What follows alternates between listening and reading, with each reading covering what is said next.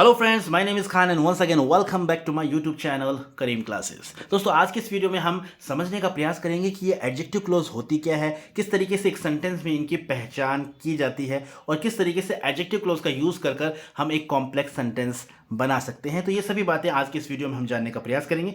Video को start करने से पहले मैं आपको बताना चाहूँगा, इससे पिछले वीडियोज़ में मैंने simple sentence, compound sentence, noun close के बारे में डिटेल से समझाया है। अगर आपने वो वीडियोज़ नहीं देखे हैं तो ज़रूर जाकर उन वीडियोज़ को देखिएगा।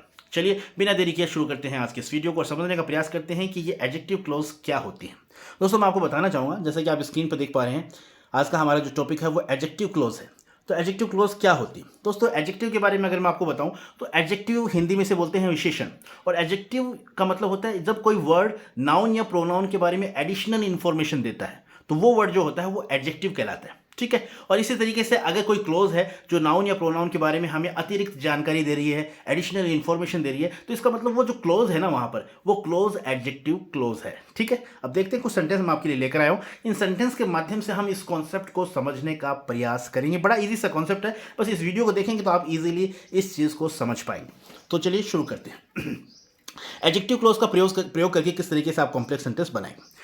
सबसे पहले देख लेते हैं, यदि एक वाक्य के अंतर्गत आए हुए नाउन या प्रोनाउन के लिए दूसरे वाक्य में कोई बात कही गई हो तो दूसरे वाक्य को एडजेक्टिव क्लोज बना देते हैं। भाई एग्जाम में आपको दो सेंटेंस दिए होंगे, दो सिंपल सेंटेंस दिए होंगे और दोनों सिंपल सेंटेंस को जोड़कर आपको कॉम्प्लेक्स सेंटेंस बनाने के लिए कहा जाएगा। ठीक है। अगर मान लो वो दो सेंटेंस है, उस दोनों सेंटेंस में एक दूसरा सेंटेंस जो है उस सेंटेंस के अंदर पहले वाले सेंटेंस के नाउन या प्रोनाउन के बारे में कोई एडिशनल इंफॉर्मेशन दी गई है, तो आप समझ रहे हैं कि वो जो है एडजेक्टिव क्लोज है। और फिर एडजेक्टिव क्लोज का यूज कर आप उस सेंटेंस को कॉम्प्लेक्स सेंटेंस में तब्दील कर सकते हैं।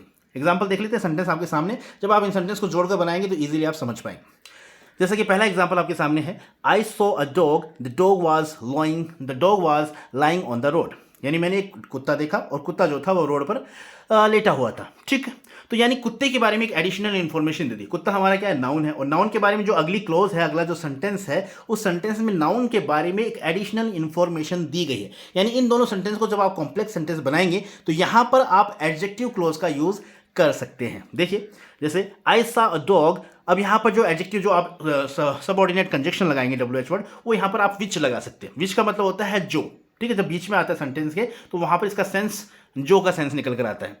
तो हमारा इस तरीके से बनेगा, I saw a dog which was lying on the road. यानी मैंने एक कुत्ता देखा जो रोड पर लेटा हुआ था। ठीक है। तो यहां पर एक डॉग के बारे में था, डॉग के बारे में एडिशनल इंफॉर्मेशन दी। तो ये हमारी जो क्लोज है ना, which was lying on the road, ये हमारी क्लोज एडजेक्टिव क्लोज है। ठीक है।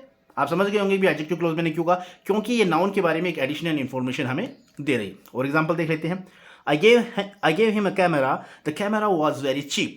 ठीक है। तो पहला सेंटेंस है, मैंने उसे कैमरा दिया, कैमरा बहुत सस्ता था। तो कैमरे के बारे में एक एडिशनल इंफॉर्मेशन हुई। इस तरीके से बनाएंगे, I gave him a camera which was very cheap. तो कैमरे के बारे में एडिशनल इंफॉर्मेशन दी, विच वॉज वेरी चीप, ये हमारा एडजेक्टिव क्लोज है। ठीक है। आगे और एग्जाम्पल देख लेते हैं, this is the school I was taught here in my childhood. यही वो स्कूल है जहां मैं बचपन में पढ़ा था, मुझे पढ़ाया गया था। ठीक है। तो स्कूल के बारे में एक एडिशनल इंफॉर्मेशन यहां पर दी गई है। तो ठीक है, इस तरीके से सेंटेंस को बनाएंगे, this is the school where I was taught in my childhood. ठीक है। जहां मुझे बचपन में पढ़ाया गया था, यानी उस स्कूल के बारे में एक एडिशनल इंफॉर्मेशन दे दी।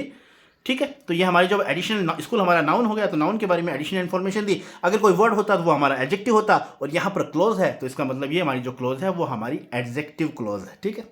और एग्जाम्पल देखते हैं, बड़ी इजी सी कॉन्सेप्ट है, बस आप समझ पाएंगे इस पूरी वीडियो को देख लेंगे तो। अगर हमारा सेंटेंस ये रहा, the man was caught he stall my watch. यानी आदमी पकड़ा गया, उसने मेरी घड़ी चुराई थी।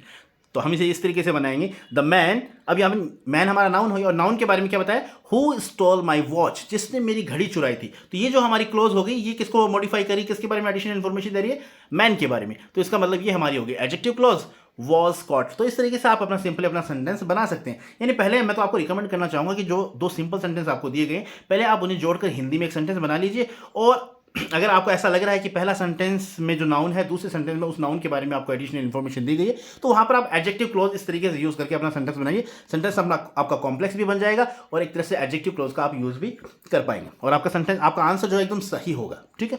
आगे देखते हैं, he was weeping for some reason nobody knew the reason. ठीक है। तो इसे बनाएंगे, nobody knew the reason why he was weeping. तो रीजन के बारे में, नाउन के बारे में थोड़ा सा एडिशनल इंफॉर्मेशन दिया, तो ये हमारी हो गई एडजेक्टिव क्लोज। ठीक है।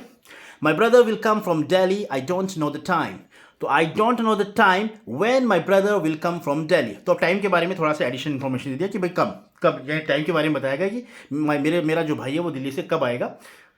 मैं उस टाइम को नहीं जानता, तो टाइम के बारे में एक एडिशनल इन्फॉर्मेशन दी, ठीक है। यहाँ पर एक तरह से नाउन को मॉडिफाई किया गया है ना, थोड़ा सा आपको ध्यान देना पड़ेगा। यहाँ पर एडवर्ब क्लोज नहीं है ये, यहाँ पर किसी वर्ब को या किसी एडवर्ब को या एडजेक्टिव को मॉडिफाई नहीं किया गया, यहाँ पर नाउन को मॉडिफाई किया है। जब नाउन को मॉडिफाई किया जाता है तो वो जो क्लोज होती है वो हमारी एडजेक्टिव क्लोज होती है, ठीक है। आगे देखते हैं। जब मैं आपको एडवर्ब क्लोज बताऊंगा तो थोड़ा सा तब आप इस डिफरेंस को समझ पाएंगे। जो कन्फ्यूजन आज मैं समझ पा रहा हूँ, जो कन्फ्यूजन आज आपके क्रिएट हो रहा है, जब वो एडवर्ब क्लोज आप पढ़ेंगे तो आप इस कन्फ्यूजन को दूर कर पाएंगे, ठीक है। आगे देखते हैं। The pen is mine, it is on the table. तो आप इस तरीके से बनाएंगे, पेन जो कि टेबल पर है वो मेरा है। तो पेन के बारे में एडिशनल इन्फॉर्मेशन क्या हो गई, वो पेन जो टेबल पर है, तो यानी which is on the table, ये हमारी क्या हो गई, एडजेक्टिव क्लोज हो गई। और इस तरीके से आप अपने सेंटेंस को बनाएंगे। Ajay is a good boy, he belongs to a good family. तो अजय कौन, Ajay who belongs to a good family, जो एक अच्छे परिवार से बिलोंग करता है, इज अ गुड बॉय। तो who belongs to a good family ये हमारा होगा adjective clause. I have a dog, it is very faithful. तो I have a dog which is very faithful, जो कि बहुत वफादार है। तो विच इज़ वेरी फेथफुल ये हमारा क्या होगा, एडजेक्टिव क्लोज हो गया, ठीक है। आगे देखते हैं। The boy is standing there, he is my brother.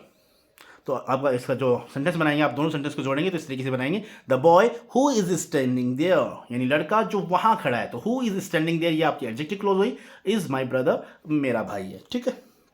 तो इस तरीके से सिंपली आप दोनों सिंपल सेंटेंस को जोड़कर एडजेक्टिव क्लोज का यूज कर आप अपने सेंटेंस को कॉम्प्लेक्स सेंटेंस बना सकते हैं। देखते हैं कुछ और एग्जांपल।